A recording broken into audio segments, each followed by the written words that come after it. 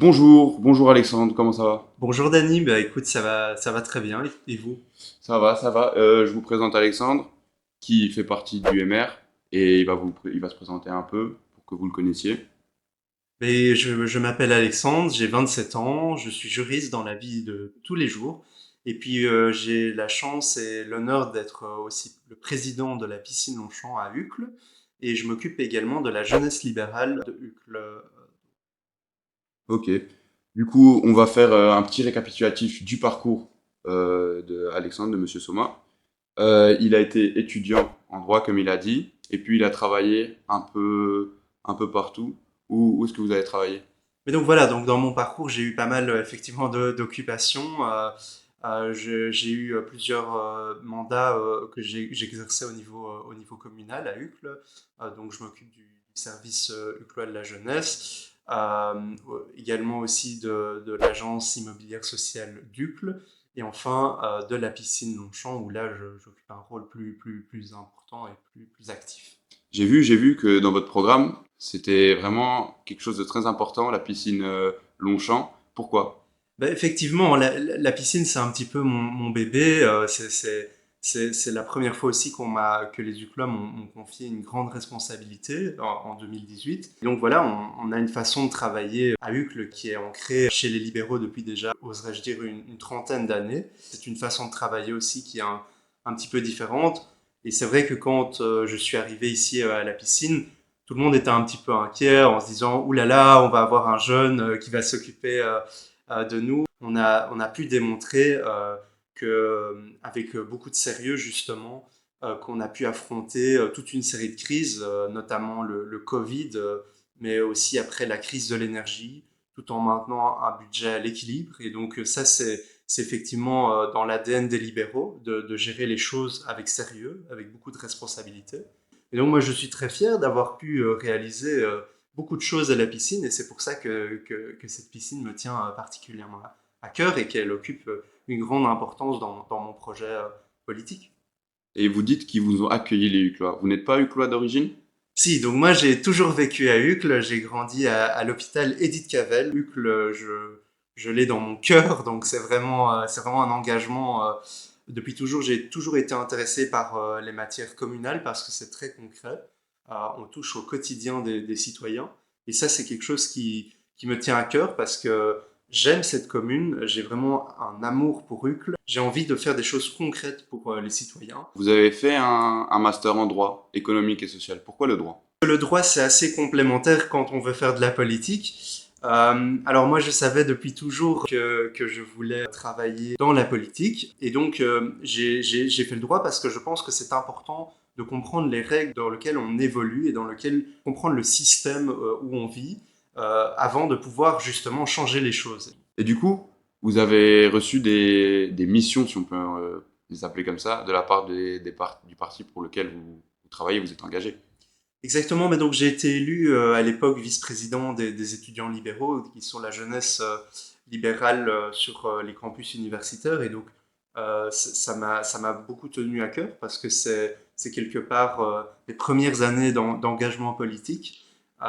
Et voilà, j'ai beaucoup aimé faire cela. J'ai aussi été secrétaire du conseil de la jeunesse à l'époque, donc j'ai participé à l'organisation de pas mal d'événements pour les jeunes et par les jeunes. Maintenant, je me concentre vraiment sur l'activité communale à Uccle. Les Uclois, c'est vraiment ma priorité et c'est ma passion.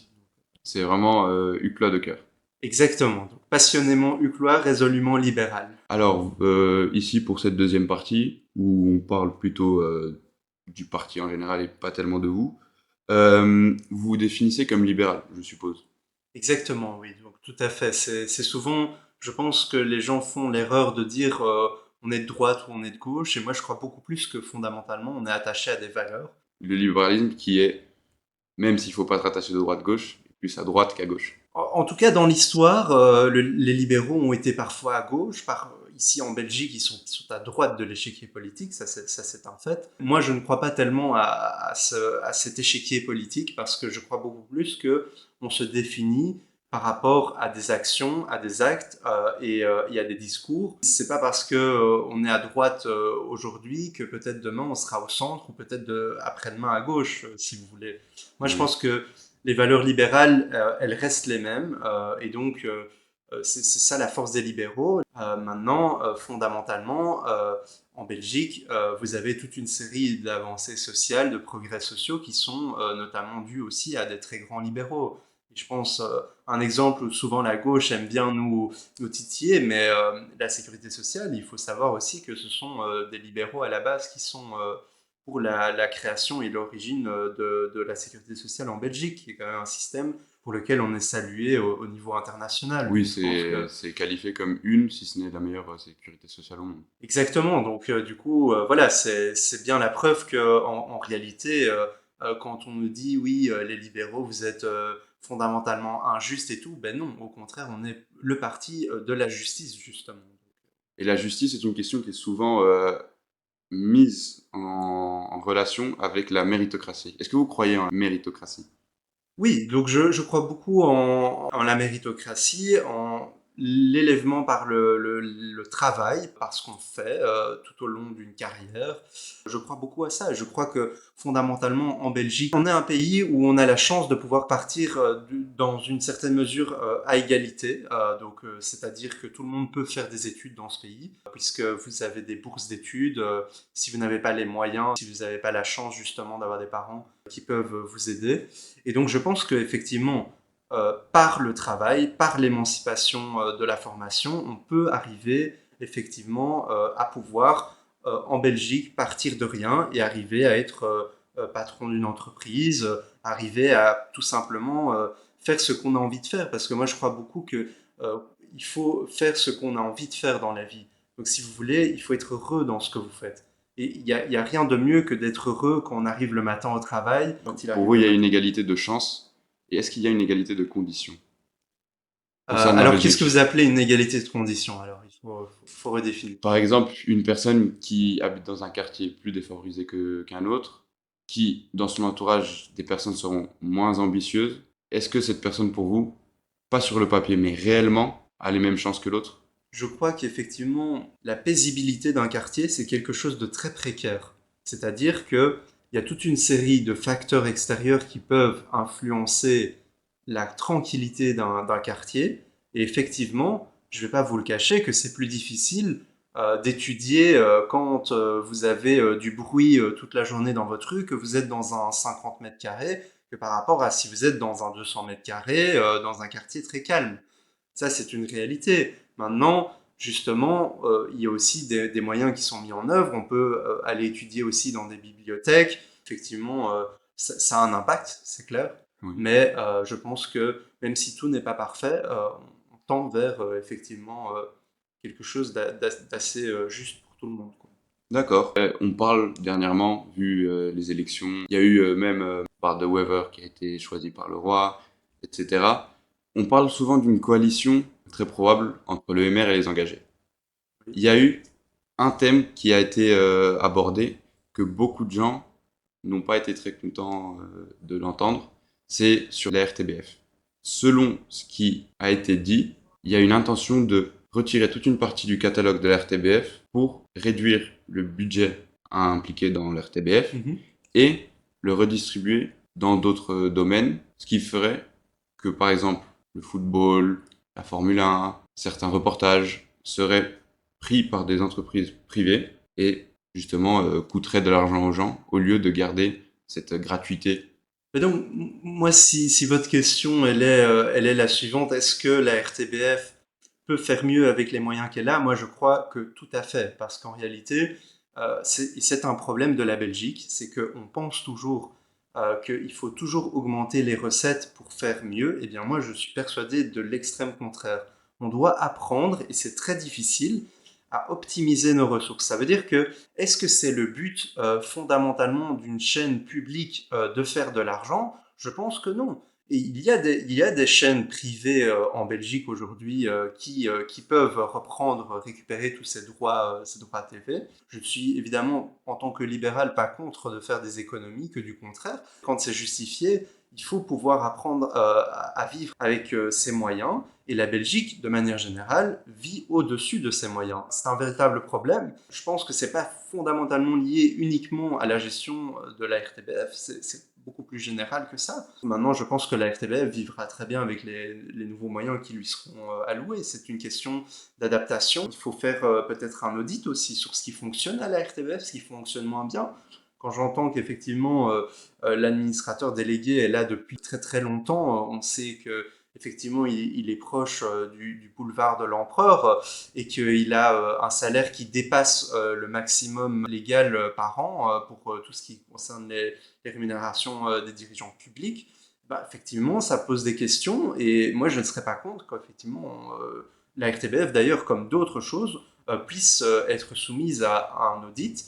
Du coup, vous parliez de la RTBF. Pour vous, la RTBF devrait rester purement informatif et ne pas produire de l'argent comme tel, que ce ne soit pour s'autosuffire. Moi, j'ai pas vraiment d'avis là-dessus. Je suis pas un expert dans la télévision. Je pense qu'il faut laisser aux professionnels le soin de faire des choses professionnelles justement. En tant que tel, si la RTBF doit faire plus ci ou plus ça, moi je ne suis pas expert et je ne suis pas assez qualifié. Nous allons continuer avec le thème des coalitions.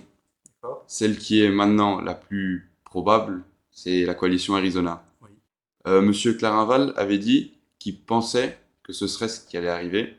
Quel est votre avis? Bah donc, moi d'abord, je suis très content du résultat des élections. Ça, c'est une première chose. Pourquoi? Alors, pas seulement parce que les libéraux ont gagné les élections du côté francophone du pays, Oui, mais et même, c'était le premier parti bruxellois, premier parti wallon et premier parti francophone au fédéral. c'est beaucoup plus fondamental que ça. C'est parce que pour la première fois dans le pays, on va avoir l'ensemble des niveaux de pouvoir qui va être orienté dans une certaine ligne politique. Et je pense que en termes de cohérence politique, c'est très important et ça ne s'est plus vu depuis un très très très très grand nombre d'années.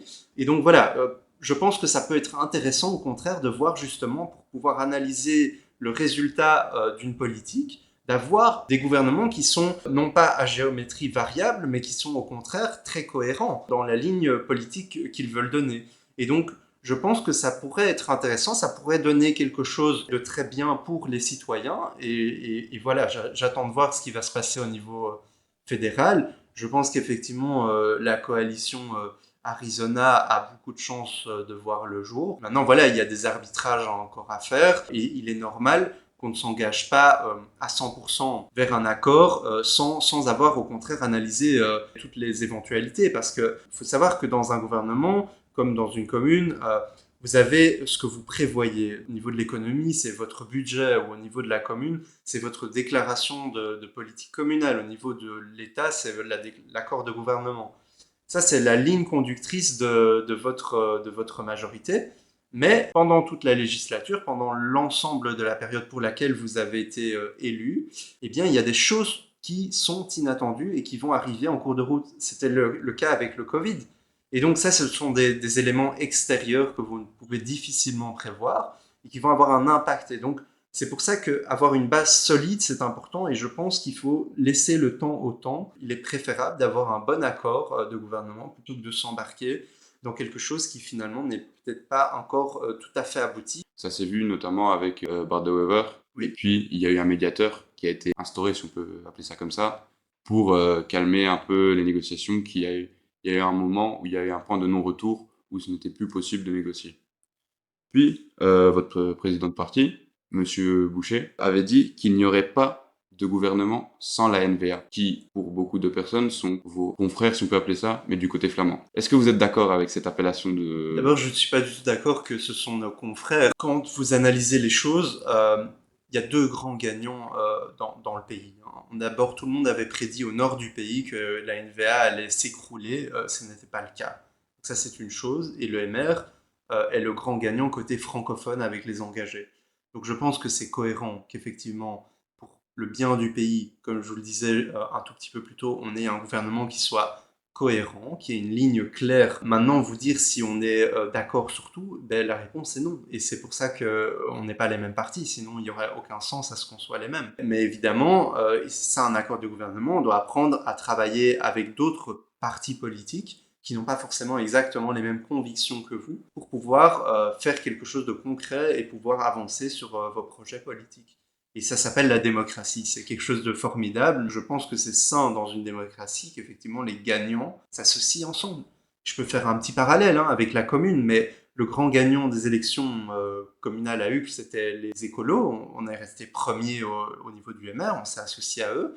On a respecté le choix des électeurs et je pense que c'est important de respecter le choix des électeurs dans la mesure du raisonnable. C'est-à-dire que nous, on s'est très clairement engagé à ne jamais siéger avec des partis d'extrême et donc je pense que la ligne reste la même. Donc on ne gouvernera, vous ne verrez pas des gouvernements avec le PTB ou avec le Vlaams Belang.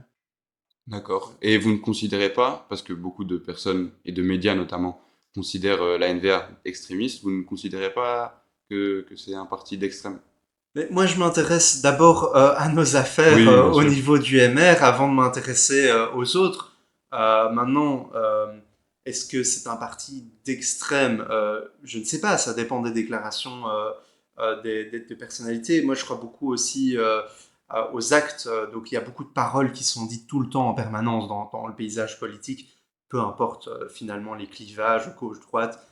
C'est normal, pendant les élections, vous avez toute une série de déclarations qui sont faites. Maintenant, on a vu qu'effectivement, le MR avait déjà fait un gouvernement avec la NVA, il était dans le gouvernement de Charles Michel à l'époque, et pour autant, vous n'avez pas vu qu'il y a des choses d'extrême qui sont décidées sous le gouvernement de Charles Michel. Donc, moi, je ne pense pas que la NVA, effectivement, est un parti d'extrême. Ok, du coup, vous suivez l'opinion de votre président de parti dans cette coalition, si on peut appeler ça comme ça, avec la NVA.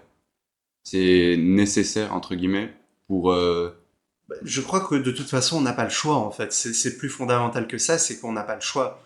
À un moment donné, vous avez une telle disparité politique que si vous voulez exclure les gagnants des élections, ça va devenir très difficile. Ici, moi, je me réjouis d'une chose, c'est que l'électeur flamand n'a pas fait confiance au Vlaams Belang. Moi, j'aurais préféré que ce soit des libéraux qui gagnent en Flandre. Évidemment que j'aurais préféré que ce soit l'Open VLD qui gagne. Mais pour autant, ça n'était pas le cas. Et donc, il faut faire avec les forces en présence. Alors, vous dites qu'il n'y a pas de choix de s'allier à la NVA. Il y a eu, notamment, encore une fois, votre président de parti qui a parlé du PS, qui est votre rival historique, qui a dit que le PS serait un frein. Vous êtes d'accord avec cette citation? Bah, moi, je constate une chose, c'est que les socialistes sont au pouvoir depuis très longtemps, à tous les niveaux de pouvoir en Belgique. Euh, Moi, j'ai vu ce que ça a donné à Bruxelles. Le PS était au pouvoir de manière ininterrompue dans cette région, dans la capitale. Et pour autant, on a vu ce que ça a donné en termes de sécurité. Des dizaines de fusillades par an. Je pense que les socialistes ont aussi perdu parce qu'ils n'ont pas compris les réalités qui changeaient dans leur région. Je veux dire, voilà, par rapport au gouvernement et aux mesures économiques qu'ils ont mis en place, je ne pense pas que le gouvernement Vervoort a le meilleur bilan économique possible. Je veux dire, ils ont un budget qui est catastrophique en région bruxelloise. C'est ça les recettes socialistes. En Wallonie, c'est terrible. C'est presque on a raté, mais on continue quand même dans cet échec au lieu d'essayer une autre piste. Et c'est en ça que je trouve que les libéraux, justement, ont une philosophie intéressante, c'est que ils ne s'acharnent pas, ils ne s'obstinent pas dans une voie quand celle-ci est un échec. Et donc c'est aussi ça, c'est avoir la capacité de rebondir, d'essayer des solutions différentes, de voir ce que ça donne, et si ça donne quelque chose, de les appliquer, et quand ça donne de moins bons résultats, de changer les idées. Il faut avoir la capacité de se réinventer en permanence. Et je pense que les libéraux, justement, c'est là où ils font la différence. C'est parce qu'ils ont cette capacité à pouvoir évoluer, à pouvoir changer quand ça ne va pas. Donc voilà, je pense que ici, les recettes socialistes, elles ont montré leurs failles de par l'histoire. Et voilà, moi, le volet où je pense que les socialistes ont le plus tort, c'est sur tout ce qui concerne la sécurité à Bruxelles. Moi, je ne me sens pas en sécurité dans toutes les communes de Bruxelles et d'ailleurs, c'est très simple, je n'y vais pas pour certaines d'entre elles, je n'y vais pas après une certaine heure, donc je n'ose imaginer toute une série de personnes qui sont plus vulnérables, qui devraient aller dans certains quartiers qui sont aux mains parfois de trafiquants de drogue, qui sont des zones semi de non-droit. Eh bien moi, ça ne me va pas. Si c'est ça la recette socialiste à Bruxelles, si c'est ça le projet politique des socialistes, ben moi ça ne me va pas. Il faut du changement, il faut que tout le monde soit en sécurité dans notre capitale et il faut tenir les finances publiques avec beaucoup plus de rigueur que ce qui a été fait jusqu'à présent. Pour finir sur le parti, et puis on passera à votre campagne, c'est ce qui nous intéresse le plus. Oui. Je ne sais pas si vous avez vu, pour revenir avec M. Clarinval, qui a élogié un certain livre, je ne sais pas si vous avez vu, Oui. Transmania, qui est un livre dit transphobe, homophobe, et qui est produit par l'extrême droite. Moi, personnellement, j'ai lu la 4e de couverture, et je ne peux pas donner une opinion claire, car je n'ai pas lu le livre. Mais vous, qu'est-ce que vous en pensez? Donc moi, je n'ai pas vu le livre. Effectivement, j'ai vu la polémique passer, je pense un petit peu comme tout le monde dans les médias. Pour être honnête avec vous, je n'ai pas lu ce livre. Maintenant, il faut pas se détourner du vrai problème. Donc il y a un vrai problème à Bruxelles pour les personnes LGBTQIA+. Ça, c'est un problème. Les libéraux ont justement été très progressistes en la matière pour justement au Parlement défendre des textes pour ces minorités.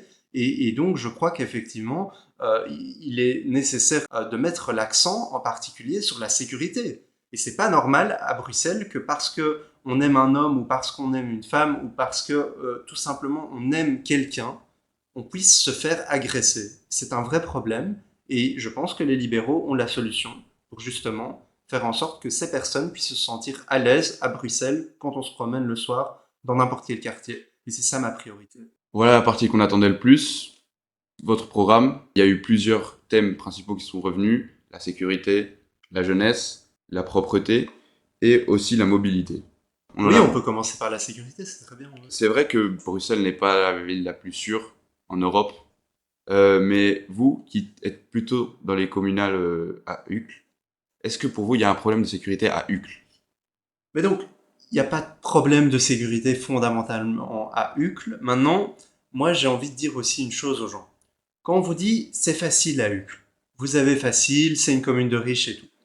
C'est tout à fait faux. En réalité, la sécurité, comme pour le reste des autres thématiques qui sont importantes, dans ce qui font fondamentalement la qualité de vie d'un quartier, d'habitants, c'est finalement dans quoi on investit. Et donc, il faut savoir que pourquoi on se sent bien à Uccle et pourquoi on est en sécurité à Uccle, c'est parce que on a investi depuis toute une série d'années, depuis 30 ans, dans la sécurité. Et donc, ce n'est pas le fruit du hasard, ce n'est pas tombé du camion, c'est parce qu'on a travaillé à faire en sorte que Uccle soit une commune qui est d'abord, la commune est propre, et ça fait aussi la différence. On investit beaucoup de moyens dans la prévention. Quand on prévient une infraction, on ne la commet pas. Et donc, je pense que le vrai problème, c'est d'investir beaucoup plus dans la prévention. Et c'est ça qu'il faut faire. Et c'est là où d'autres décideurs politiques ont eu tort de ne pas investir, de sous-investir dans la prévention. Et donc, ce n'est pas le fruit du hasard, tout simplement.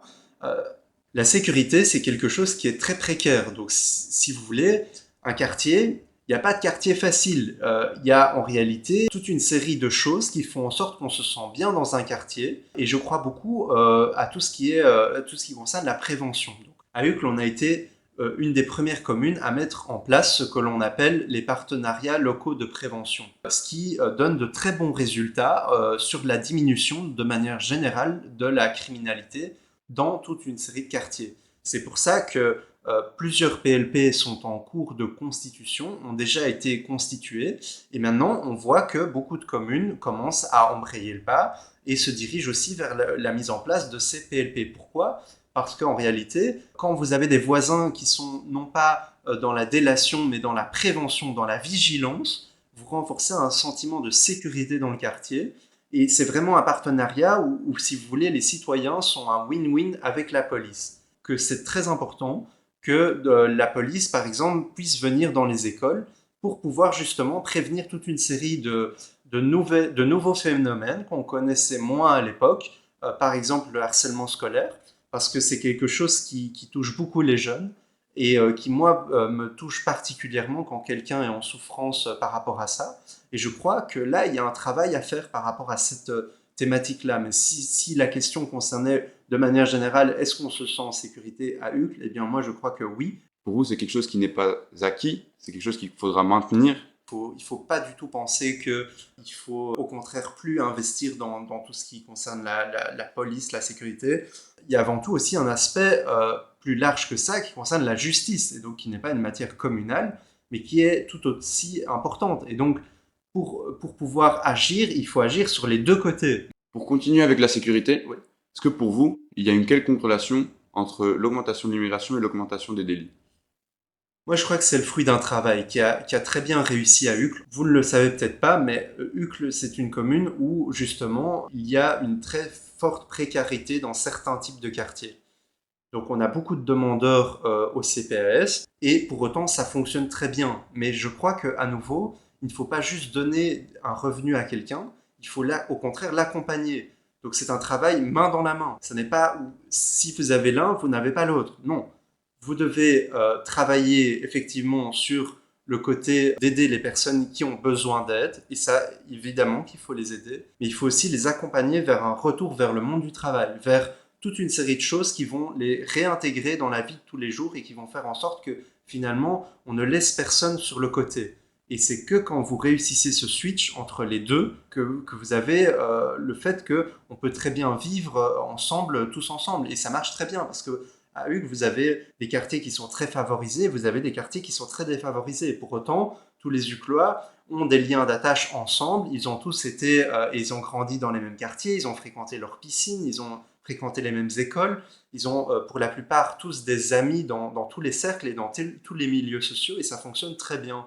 Et moi, c'est ce que justement, c'est le modèle qu'on a mis en place ici à Uccle, qui est la recette libérale depuis plusieurs années, que j'ai envie de reproduire à l'échelle du pays, parce que je trouve que ça fonctionne très bien. Du coup, pour vous, une bonne intégration fait que la délinquance diminue. Et c'est ce que démontre Uccle, et c'est ce que vous voulez maintenir.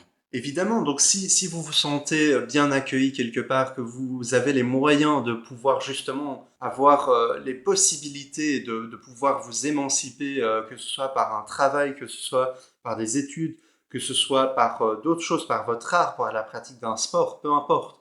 Si vous avez les mêmes capacités de quelqu'un de pouvoir y arriver, eh bien, je pense que fondamentalement, vous voyez, les gens qui foutent un petit peu la merde, pour le dire comme ça, dans nos rues et à Bruxelles, en réalité, c'est des gens qui sont pas occupés, hein, parce que quand vous êtes occupé et que vous aimez bien faire ce que vous faites, vous n'avez pas le temps pour faire autre chose que vous ne devriez pas. Donc, c'est un petit peu ça que je prône comme modèle, justement. Nous venons de parler de la sécurité. Maintenant, un autre thème qui vous tient à cœur, c'est la propreté à Bruxelles. C'est vrai que Bruxelles, ce n'est pas la ville la plus propre. En effet, des gens de ma famille, quand ils sont venus à Bruxelles, et même des amis, quand ils ont vu les poubelles dans la rue, ils étaient un peu choqués. Et ils se demandaient pourquoi ne pas mettre des bennes pour les poubelles au lieu de livrer des poubelles personnelles comme l'orange pour l'organique, etc. Donc moi, il faut savoir que je me suis catégoriquement opposé à la réforme du ramassage des déchets à Bruxelles. C'est quelque chose qui a impacté négativement la qualité de vie des Uclois. Je pense que le ministre a voulu trop faire, il a voulu mélanger plusieurs réformes, et c'est un échec total. Ça, c'est le fruit de sa politique, c'est que c'est un échec total en la matière. C'est vrai, on devait mettre en place le sac orange, mais il a voulu à la fois réformer la mise en place de ce sac orange dans les communes à Bruxelles, avec une réforme du nombre de collectes par jour. Et je pense que c'est un échec total. Les rues sont très sales. Aujourd'hui, si on travaille, on n'a pas l'occasion et l'opportunité de pouvoir sortir ces poubelles à Bruxelles, et ça ne va pas. Il n'est pas normal qu'on doive commencer à savoir si on fait du poisson le lundi plutôt que le jeudi. Je pense que c'est tout à fait moyenâgeux comme vision des choses. Et je pense que c'est un échec et un fiasco total. Et donc moi, effectivement, je ne vous le cache pas, je suis opposé totalement à cette politique. Je pense qu'il faut urgemment revoir la politique de ramassage de déchets, puisqu'il y a toute une série de quartiers qui se sont vus passer de 2 collectes par semaine à une seule collecte par semaine. Ça pose toute une série de problèmes. Les rues sont sales, les poubelles sont éventrées, il y a des rats dans les rues. Donc il faut savoir qu'il y en avait, j'en ai pour ma part jamais vu, et maintenant j'en vois très régulièrement. Pour autant, on a très bien réussi notre politique de propreté communale. Voilà, moi je pense qu'effectivement il faut revoir cette politique de zone, de répartition par zone. Je pense qu'il faut réinstaurer une zone par commune, donc pour le ramassage des déchets. Je pense qu'il n'y a pas tellement de différence entre un quartier plutôt qu'un autre par rapport à ça, et ce n'est pas cohérent. Souvent, on ne comprend pas pourquoi on voit passer dans la même rue qui est divisée entre 2 communes un camion de poubelle qui va prendre les déchets de votre voisin, mais pas les vôtres, si vous voulez. Et donc, il y a toute une série d'incivilités qui reviennent à ce sujet, puisque vous avez des voisins qui mettent leurs poubelles sur le trottoir d'en face pour qu'elles soient ramassées, parce qu'eux peuvent les mettre à ces horaires-là, et pas au leur. Et donc ça, c'est un problème. Oui, il y a aussi le problème des renards, qui Oui, sont des animaux protégés oui. et qui éventrent les poubelles. C'est un rajout à ce problème. Et qu'est-ce que vous pensez qu'est la solution? Mais donc des renards, il y en a, c'est pas un scoop, c'est pas une exclusivité, il y en a toujours eu à Uccle, on est une commune qui est très verte, et on est très fiers de ça, d'être une des communes de la région bruxelloise, d'abord qui est la plus grande en termes de superficie de son territoire, mais qui compte un certain nombre d'endroits très relaxants et très tranquilles, où vous pouvez vous promener en toute sécurité. Et donc oui, effectivement, il y a des renards. Maintenant, est-ce qu'on doit dire, est-ce que c'est la faute des renards? Moi, je ne crois pas. Je crois que c'est plutôt la faute des personnes qui ont réformé quelque chose qui fonctionnait, je ne vais pas dire très bien, mais qui fonctionnait, tout simplement.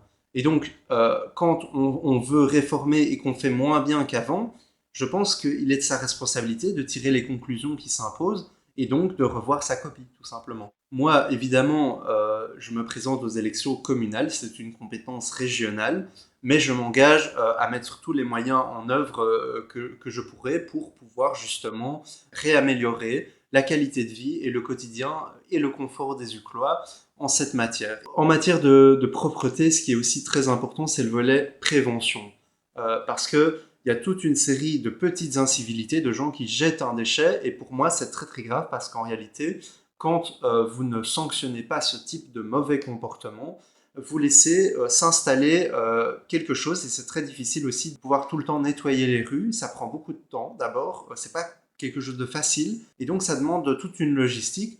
Et il faut réapprendre aux gens de jeter leurs déchets correctement, qu'on ne jette pas un déchet n'importe comment, que ce soit en augmentant les amendes par rapport à ça, ou aussi en apprenant ça dès le plus jeune âge. Et nous, au niveau des jeunes mères d'UC, par exemple, on est hyper sensibilisé à cette question, parce que chaque année, on essaye de participer à des actions organisées par la commune qui s'appelle le Printemps de la propreté, et donc il y a une grosse opération de ramassage des déchets dans la commune, on y participe chaque année, et je pense qu'effectivement, c'est très important qu'on nous voit sur le terrain, qu'on voit que c'est pas toujours des jeunes qui jettent des déchets par terre, que du contraire, et que pour une fois, on ramasse aussi les déchets. Et je pense que c'est des comportements positifs qu'on doit apprendre dès le plus jeune âge, à l'école. Quand vous laissez dégrader un quartier en matière de propreté, vous dégradez ce quartier en matière de sécurité, parce que la saleté amène un certain type de public qui n'est pas souhaité dans ce quartier, et donc qui va commencer, on va voir des groupes apparaître, des groupes qui traînent sur la rue, parce que le quartier est sale, parce que c'est un site, effectivement, c'est un climat latent, et justement, qui dit propreté dit sécurité. Donc tout ça est lié, et il faut tolérance zéro par rapport à la malpropreté. Voici ce que vous proposez, notamment pour la propreté, ce qui est très intéressant et il faut à Bruxelles. Et continuons sur la mobilité, qui est quelque chose qui, notamment pour Uccle, c'est une problématique. Oui, donc il ne vous aura pas échappé qu'il y a un cadre régional, et donc effectivement, on a subi de plein fouet toute une série de choses.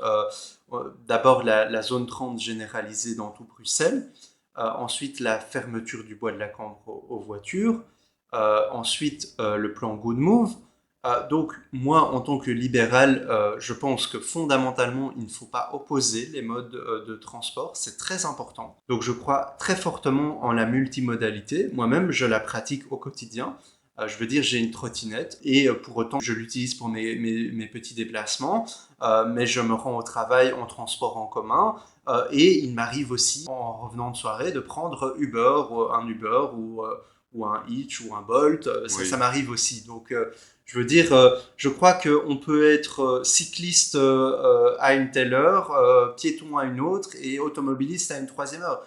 Ce qu'il faut, c'est ne pas opposer les modes de déplacement. Et ça, c'est une erreur qu'ont fait les écolos. C'était un petit peu opposer tous les modes de déplacement. En réalité, il faut au contraire penser, partager l'espace public, le penser pour tous les modes de déplacement, que l'on soit en voiture, à skateboard ou à pied ou en vélo. Eh bien, l'espace public, il doit être conçu d'une manière intelligente, réfléchie, et donc ça n'a pas de sens de parfois supprimer des places de voiture pour faire des trottoirs qui sont immenses quand il n'y a pas de passage de piétons. Mais là, à nouveau, c'est aussi une question de gestion.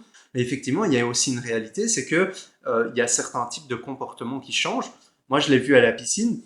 Dans mon bilan, j'ai agrandi le parking vélo, donc maintenant on a plus d'une cinquantaine de places de vélo à la piscine, parce que tout simplement, il y avait une demande. Les gens se déplacent plus à vélo qu'avant. Et donc, voilà. Pour autant, est-ce que j'ai supprimé des emplacements de parking pour les automobilistes? Bien sûr que non, parce que ça n'a pas de sens, c'est aberrant. Justement, je voulais revenir sur le plan Good Move. Oui. Qu'est-ce que vous en pensez de ce plan Good Move?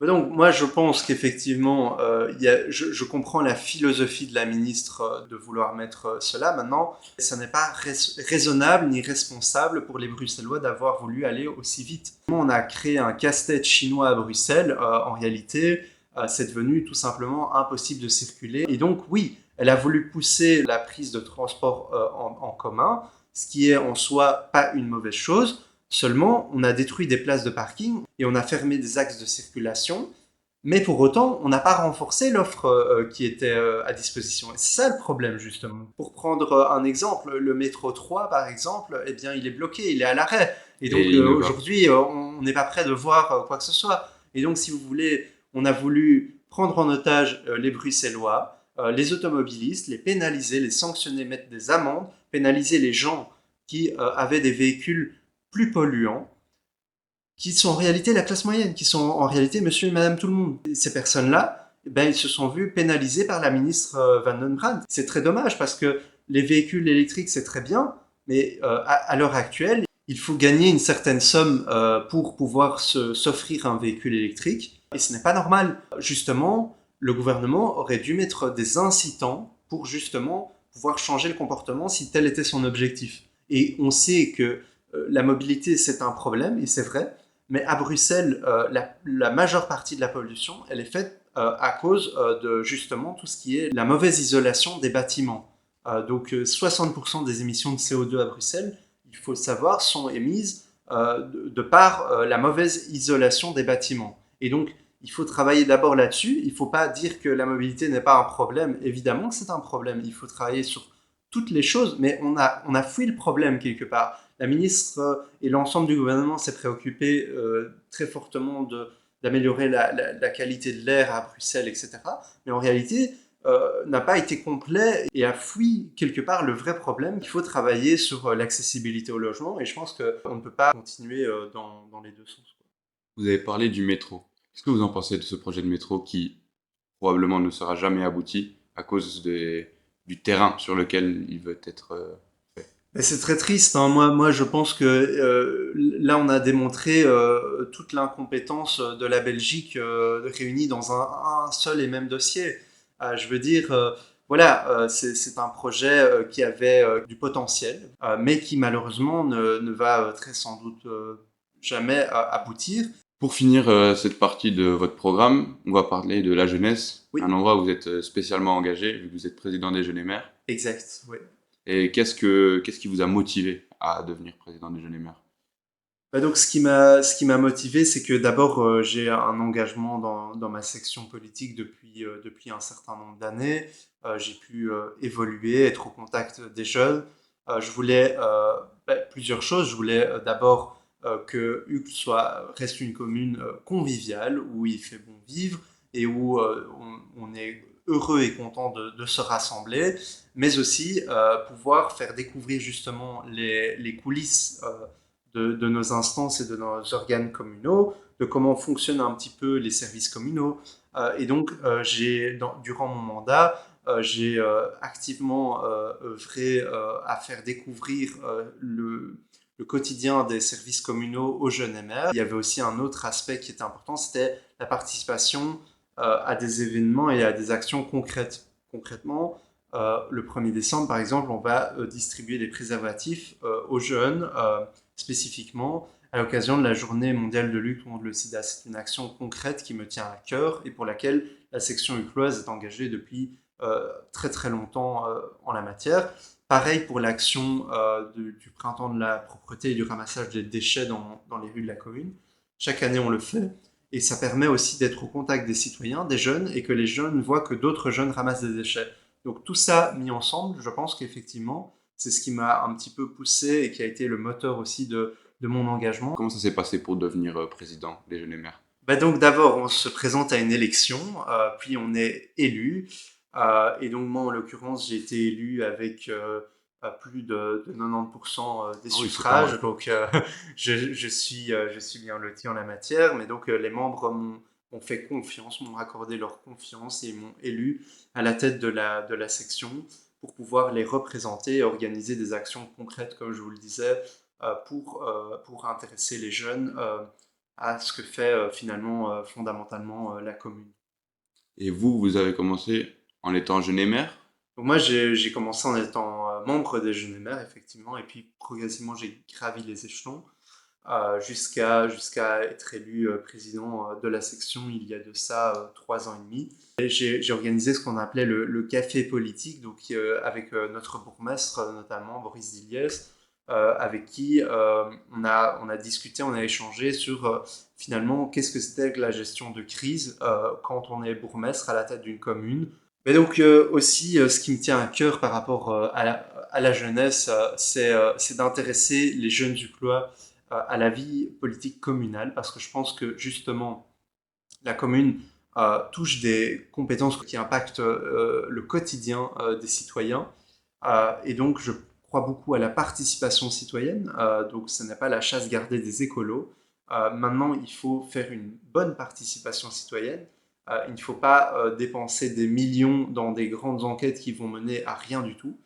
Il y a des façons de faire les choses qui sont différentes de ce qui a été fait.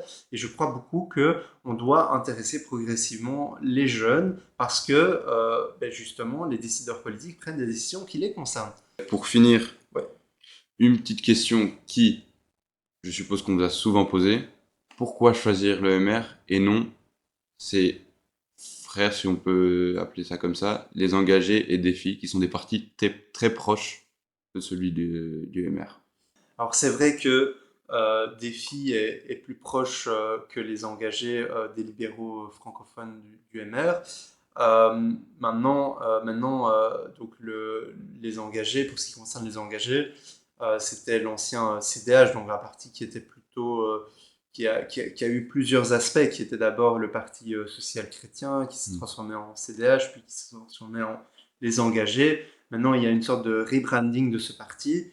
Très bien, un grand bien leur face. Moi, je crois que les vrais libéraux sont au MR. C'est d'abord que ce n'est pas un parti, en fait, c'est un mouvement. C'est un mouvement Le mouvement réformateur. exactement, ce qui est un mouvement qui est constitué de plusieurs tendances politiques. Il y a une tendance qui est plus progressiste, dans laquelle je me retrouve beaucoup plus, et puis il y a une tendance qui est plus conservatrice, et pour autant, on arrive à dégager quelque chose de cohérent et de clair au niveau de nos positions publiques. Et donc, je crois que c'est effectivement la force des libéraux, c'est d'avoir ces deux tendances qui coexistent au sein de notre mouvement. Pourquoi vous élire vous et pas quelqu'un d'autre?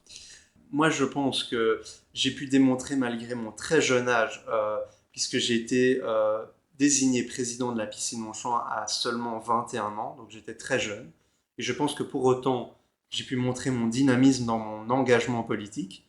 J'ai pu réaliser un bilan qui est quand même un bilan assez ambitieux, tout en devant gérer deux crises durant mon mandat.